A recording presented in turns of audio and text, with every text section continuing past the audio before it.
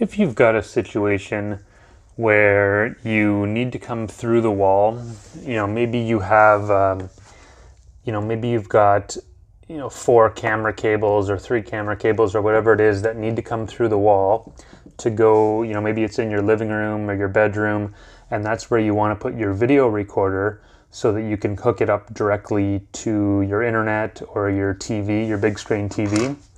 This is a good way to do it.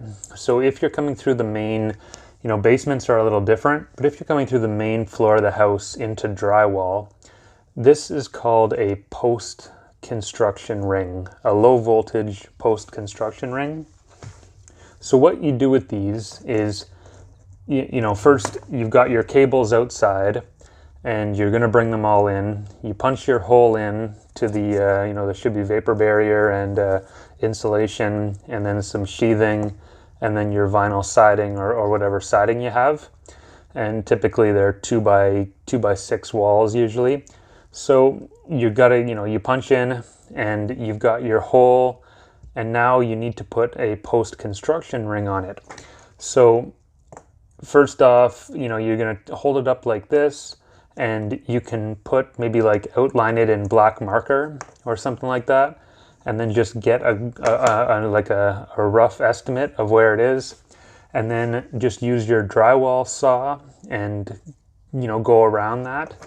And then these guys have little wings on them. So what they do is you drill it in, and then these wings grab onto the back of the drywall and hold everything tight.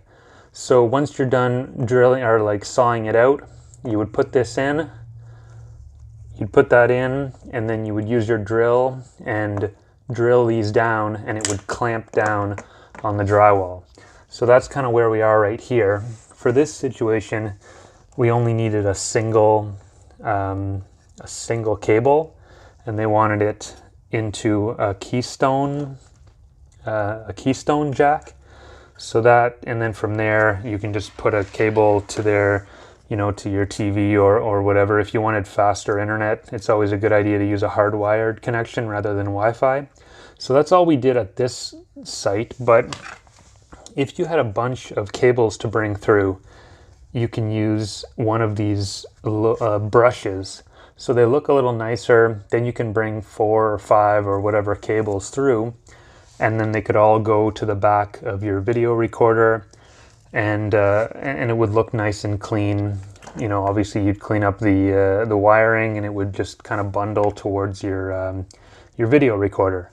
So that's kind of how, if you needed to come through into drywall, that's a good way to do it.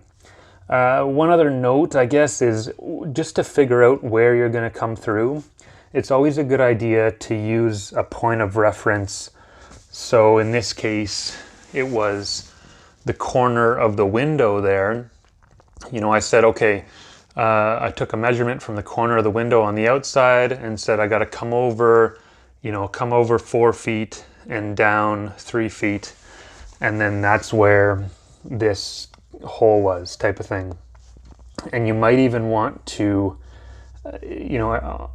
there's a stud every 16 inches as well.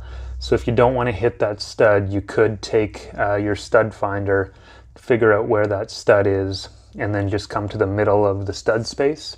So that's another option as well, just so you don't hit, it's not just so you don't hit one of those studs. You can, figure out where you want to go, take your measurement from there to the window on the inside, and then just mark that on the outside, punch your hole in, and then put a post-construction ring and some brushes, and then it looks real nice, and it comes right to your video recorder.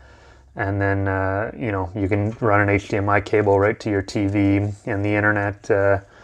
Anyway, so that is basically the kind of setup if you're coming into drywall and you want it to look nice and clean. And obviously use a level, make sure it's square and everything, and you're good to go. Okay, thanks.